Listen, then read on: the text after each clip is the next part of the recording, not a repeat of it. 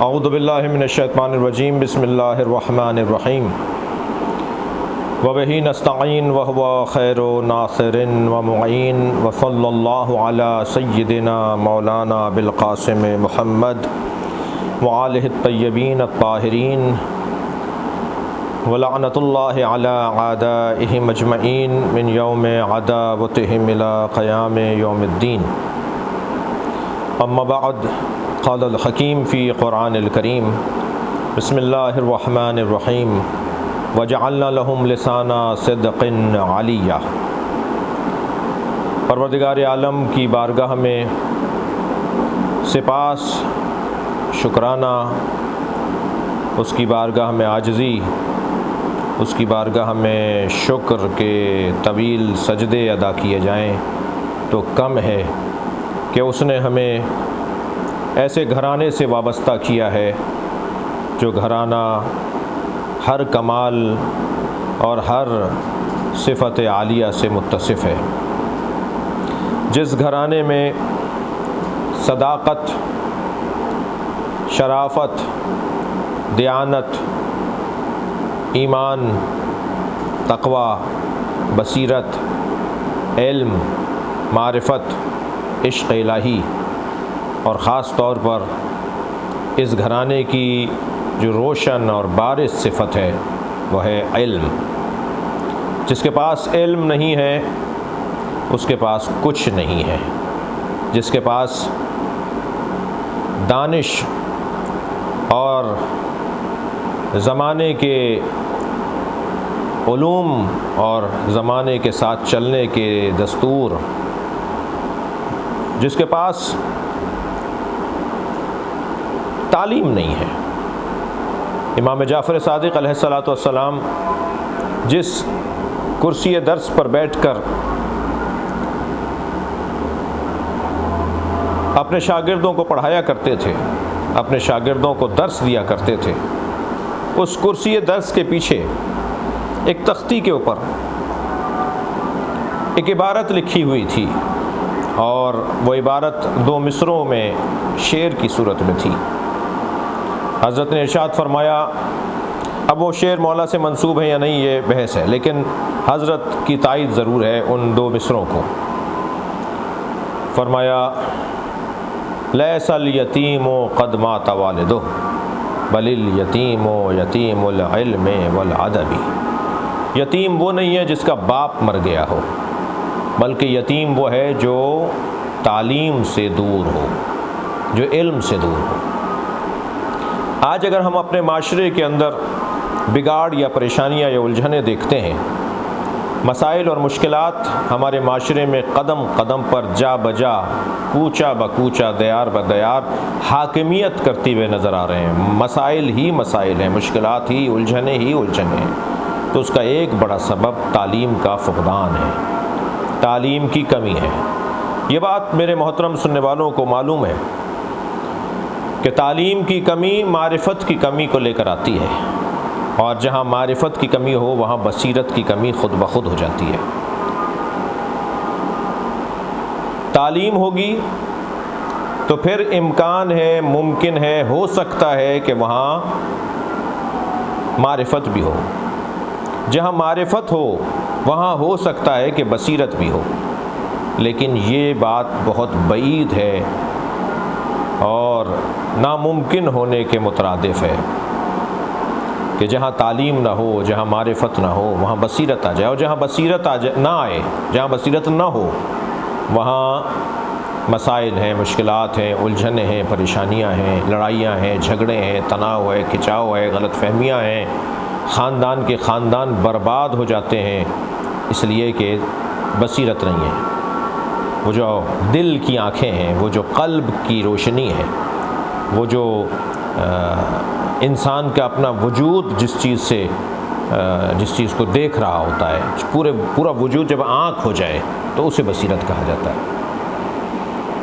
بہرحال تعلیم، اور خاص طور پر اہل بیت کے چاہنے والے، میں دعا دوں گا اور مغفرت کی ہم سب کو دعا کرنی چاہیے اپنے تمام بزرگوں کے لیے، خاص طور پر ہمارے شاہ خراسان کے محترم امین حبیب گروپ کے تمام مرحومین کے لیے، اس ادارے کے بانیان کے لیے، شہدائے ملت کے لیے، میری آواز، میری بات، میرا پیغام جو لوگ آج کی مناسبت سے اپنے گھروں میں بیٹھ کر سن رہے ہیں، ان کے مرحومین کے لیے، آپ سب کے مرحومین کے لیے، کہ ان بزرگوں نے ہمیں جو ایک نظام، ظاہر ہے ہم تک اہل بیت کی محبت، اہل بیت سے وابستگی، آج اگر شاہ خراسان کی جانب سے حبیب گروپ کے برادران اور سیٹھ برادرز کی طرف سے، برادران کی طرف سے جو یہ مجلس کا انتظام ہے، جو ہونا تھا شاہ خراسان میں مجمع کی صورت میں، مگر حالات کی وجہ سے اور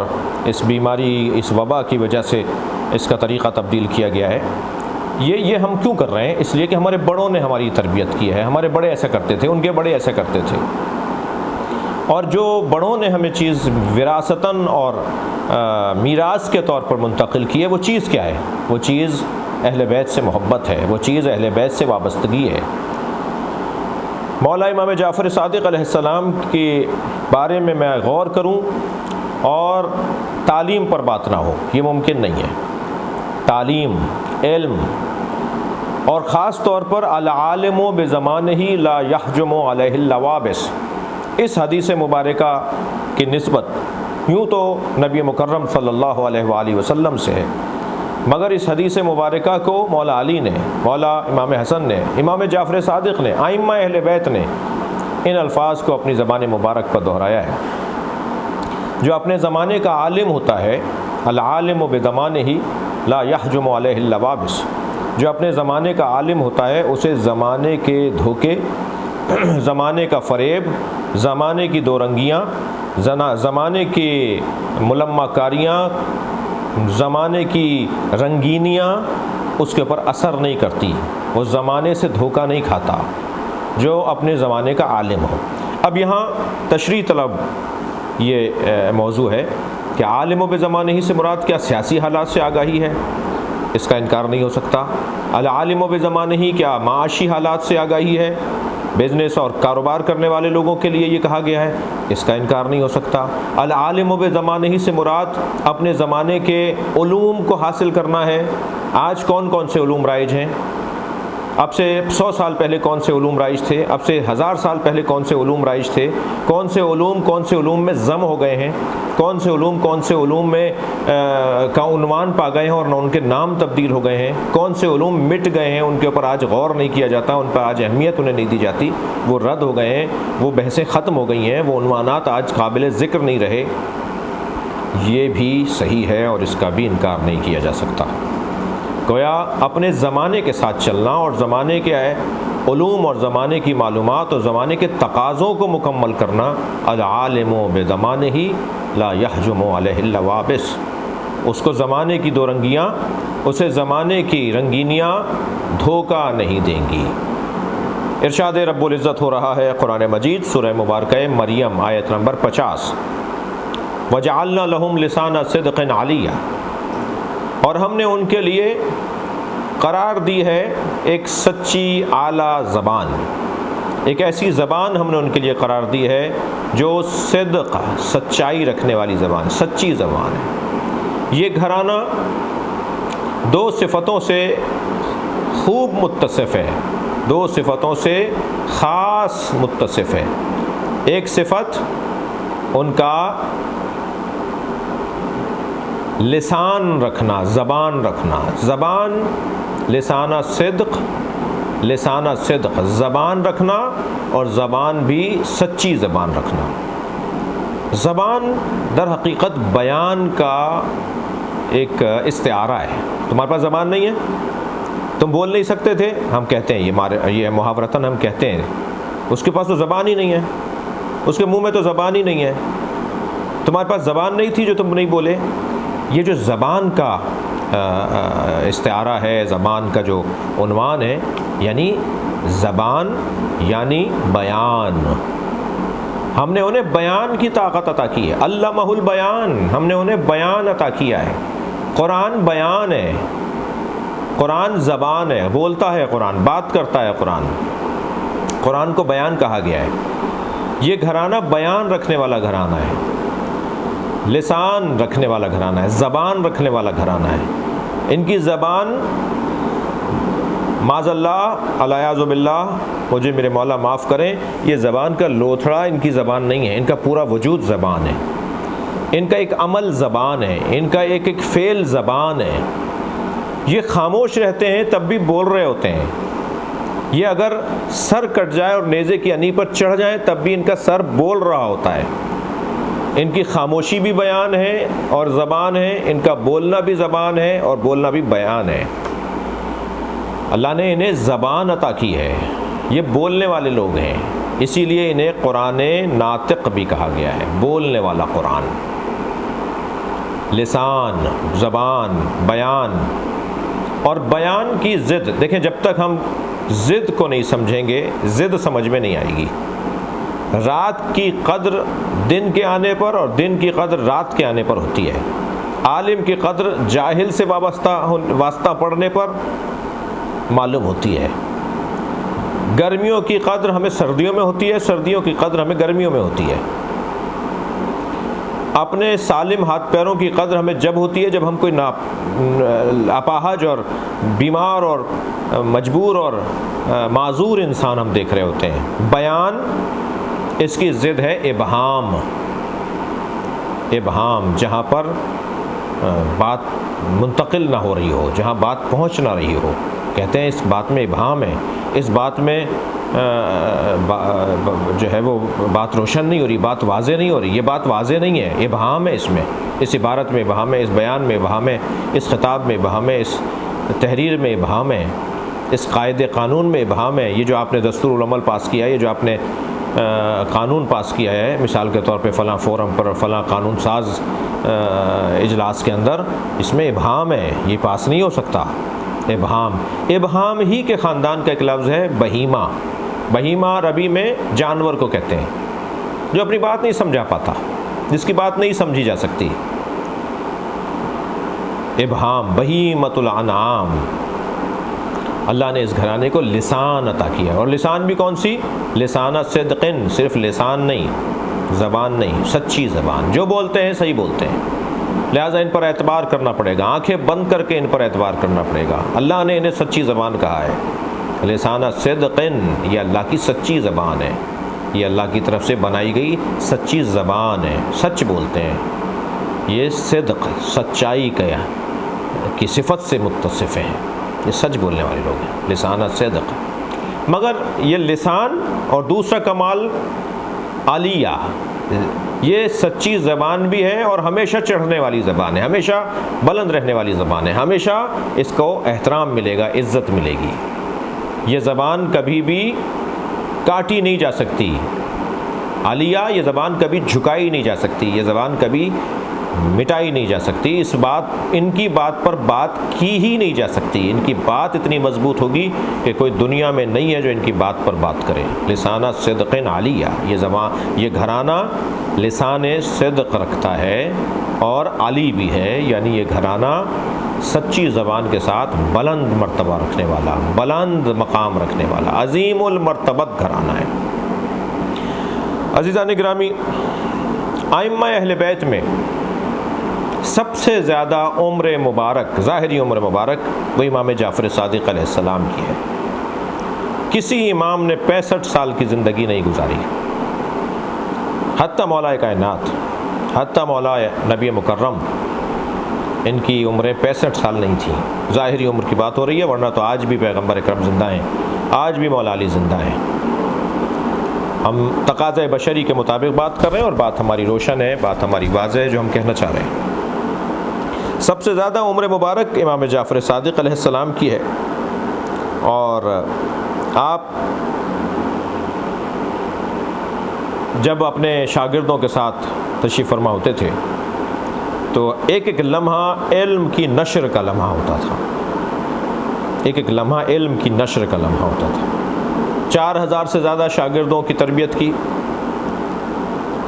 برادران اہل سنت کے ہاں ایک بہت بڑا نام ہے، اور ہمارے وہ عالم دین ہیں، سب مسلمانوں کے عالم دین ہیں، ہمارے بھی وہ عالم دین ہیں، ہمارے نزدیک بھی محترم ہیں، اور وہ ہیں امام اعظم حضرت نعمان ابن ثابت امام ابو حنیفہ، وہ امام جعفر صادق علیہ السلام کے شاگرد ہیں۔ یوں تو امام شافعی، امام حنبل، امام مالک اور امام اعظم ابو حنیفہ سب کا کہیں نہ کہیں سے جا کر ربط اور واسطہ امام جعفر صادق تک پہنچتا ہے، مگر خاص طور پر امام اعظم ابو حنیفہ کے مقلدین بھی پوری دنیا میں اہل سنت میں جو مقلد ہیں، اہل سنت غیر مقلد، اہل حدیث اور اہل سنت کے مقلدین بھی پائے جاتے ہیں اور بڑی تعداد ہے ان کی۔ تو امام اعظم ابو حنیفہ سے کسی نے پوچھا کہ آپ کی عمر کتنی ہے؟ تو آپ کی عمر معمر تھے، فرمایا 2 سال کا ہوں۔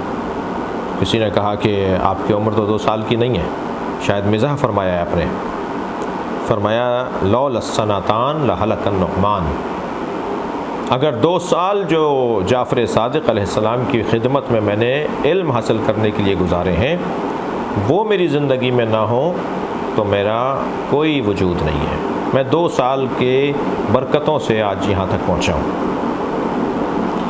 امام جعفر صادق علیہ السلام سے آپ کے ایک شاگرد حضرت ابان ابن تغلب نے پوچھا کہ مولا اللہ اکبر کے معنی کیا ہیں؟ حضرت نے فرمایا لوگ کیا سوچتے ہیں، لوگوں کے ذہنوں میں کیا معنی ہے؟ فرمایا اللہ اکبر یعنی اللہ ہر ایک چیز سے بڑا ہے، اللہ سب سے بڑا ہے، اللہ اکبر اللہ سب سے بڑا ہے۔ امام نے فرمایا معاذ اللہ اکبر کا یہ ترجمہ نہیں ہوگا کہ اللہ سب سے بڑا ہے، اللہ اکبر کا یہ مطلب نہیں ہے کہ اللہ سب سے بڑا ہے۔ اگر تم یہ کہو گے کہ اللہ سب سے بڑا ہے تو اس کا مطلب ہے کہ سب کو تم نے بڑا مانا ہے، اللہ ان سے بھی بڑا ہے، سب کو تم نے کوئی اہمیت دی ہے، اللہ ان اہمیت والوں میں ایک بڑی اہمیت والا ہے۔ فرمایا نہیں، اللہ اکبر یعنی اللہ اکبر ان یوصفا، اللہ بلند ہے اس چیز سے جو اس کی تعریف کی جا رہی ہے، جو بھی اس کی تعریف کی جا رہی ہے اس سے بڑا ہے۔ اللہ اکبر کا معنی اللہ اکبر ان یوصفا، اللہ اکبر ہے اس سے جو اس کی تعریف کی گئی ہے۔ امام جعفر صادق علیہ السلام کے ہاں اولاد کے حوالے سے بھی 7 آپ کے بیٹے اور 3 آپ کی بیٹیاں ہیں، اور 3 بیٹیوں میں ایک بیٹی کا نام فاطمہ، ایک بیٹی کا نام عاصمہ اور ایک بیٹی کا نام عالیہ ہے۔ اور جو فاطمہ بیوی ہیں، ایک تو حسن اس نام میں یہ ہے کہ تقریباً ہر امام معصوم کے ہاں فاطمہ نام کی بیٹی ہوتی ہے، خود نبی مکرم کے گھر میں فاطمہ نام کی بیٹیاں، لہذا امام زین العابدین علیہ السلام نے اپنے خطبے میں فرمایا انا ابن فواطم، میں فاطماؤں کا بیٹا ہوں، میرے اجداد میں میرے بڑوں میں جو بیویاں گزری ہیں ان میں فاطمہ بیویاں گزری ہیں۔ فاطمہ جدائی ڈالنے والی، دوزخ سے دور کرنے والی اپنے چاہنے والوں کو، یہ بی بی فاطمہ زہرا سلام اللہ علیہ کے نام کی خاص تشریح جو روایات میں آئی ہے۔ مولا کے بیٹے ہیں اور آپ کے فرزندان کے اندر جو بڑا نام ہے، جو مشہور نام ہے، جو اونچا نام ہے وہ تو امام موسیٰ کاظم علیہ السلام کا ہے، اور ایک نام حضرت اسماعیل کا ہے۔ حضرت اسماعیل جن سے اسماعیلی، آغا خانی، بہری، ان لوگوں نے اپنی امامت کے سلسلے کو آگے بڑھایا، اور اثنا عشری جو شیعہ ہیں ان کے نزدیک امام موسیٰ کاظم علیہ السلام کی شخصیت بعنوان امامت میں چھانی گئی ہے۔ اس پر ہمارے پاس دلائل ہیں اور یہ موقع اس موضوع کا نہیں ہے، لیکن امام جعفر صادق علیہ السلام کی خدمت میں حضرت ابو حمزہ سمعالی تشریف فرما تھے، اور آپ سے انہوں نے پوچھا کہ مولا ثم لا تسألن یومئذ عن النعیم کی تفسیر کیا ہے؟ پھر اس دن ان سے سب سے بڑی نعمت کے بارے میں پوچھا جائے گا۔ حضرت نے فرمایا اللہ کی نعمتیں تو گن نہیں سکتے ہو، تو یہ اللہ کی نعمتیں نہیں پوچھی جائیں گی، بلکہ یہ مراد ان تعدوا نعمت اللہ لا تحصوها، اللہ کی نعمتوں کو گن نہیں سکتے ہو. تو پھر یہ کیا ہے؟ نعیم کیا ہے؟ سب سے بڑی نعمت کیا ہے؟ فرمایا تم سے پوچھا جائے گا ان حبنا اہل البیت، ان حبنا اہل البیت، ہم اہل بیت کی محبت کے بارے میں تم سے پوچھا جائے گا. عزیزو، آج شب شہادت ہے امام جعفر صادق علیہ السلام کا. مولا کی شہادت کی مناسبت سے میں ایک روایت آپ کو سنا کر داخل حسنات اور داخل ثواب آپ کو کرنا چاہتا ہوں. امام کی مصیبتوں میں ایک مصیبت، امام کے گھر کو آگ لگائی گئی، امام کے گھر کو جلا دیا گیا. وہ روایت میں آپ کو پڑھ کے سناؤں. ان المنصور امر ان یحرق دار الامام الصادق، منصور دوانقی نے حکم دیا کہ امام صادق کے گھر کو آگ لگا دو. کارندے لکڑیاں لے کر، آگ لے کر امام کے گھر پہنچے اور امام کے گھر کو آگ لگا دی. روایت کہتی ہے والعلویات داخل الدار، جبکہ علویات دختران مولا علی اولاد نبی مکرم سیدانیاں گھر میں تھیں. وارتفعت اصواتہن، جب گھر کو آگ لگی تو ان کے چیخنے کی آوازیں بلند ہونے لگیں. فخرج الامام الصادق علیہ السلام، امام اپنے حجرے سے، گھر میں آگ لگی ہوئی ہے، امام اپنے حجرے سے باہر آئے.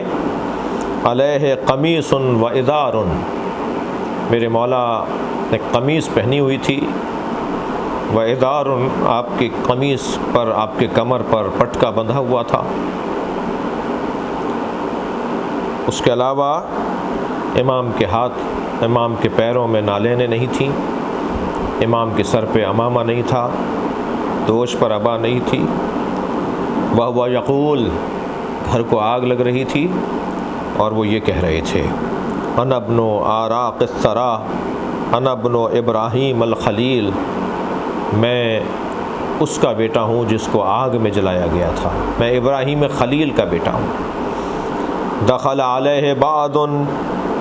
علیہ بعض شیعتہ فوجدوا حزینا باکیا، جب گھر کو آگ لگ گئی اور امام کی خدمت میں آپ کے چاہنے والے پہنچے تو امام کو دیکھا کہ آپ جلے ہوئے گھر کے اندر ایک جانب بیٹھے ہوئے رو رہے ہیں، آپ کی آنکھوں میں آنسو ہیں. حزیناً باکیا، آپ کی پر حزن حاکم ہے اور بکا کر رہے ہیں، رو رہے ہیں. پوچھنے والوں نے پوچھا مولا آپ امام ہیں، آپ صابروں کے صابر ہیں. فرمایا نظر تو الی نسائی، جب آگ لگ رہی تھی تو میں نے اپنی بچیوں، اپنی بیویوں، اپنی خواتین کی طرف دیکھا، و بناتی، اپنی بیٹیوں کی طرف دیکھا کہ وہ من حجرۃ الی حجرہ، وہ ایک حجرے سے دوسرے حجرے میں جا رہی تھیں. من مکان الی مکان، وہ ایک جگہ سے دوسری جگہ بھاگ رہی تھی، دوڑ رہی تھی، اپنے آپ کو بچا رہی تھی. وَأَنَا مَعَهُنَّ فِي الدَّارِ، اور میں اپنی آنکھوں سے دیکھ رہا تھا کہ میری بچیوں کے ساتھ کیا ہو رہا ہے. آگے فرماتے ہیں کہ میری ایک بچی کے دامن میں آگ لگ گئی، میں اپنی بچی کے دامن کی آگ بجھاتا رہا، انہیں حوصلہ دیتا رہا.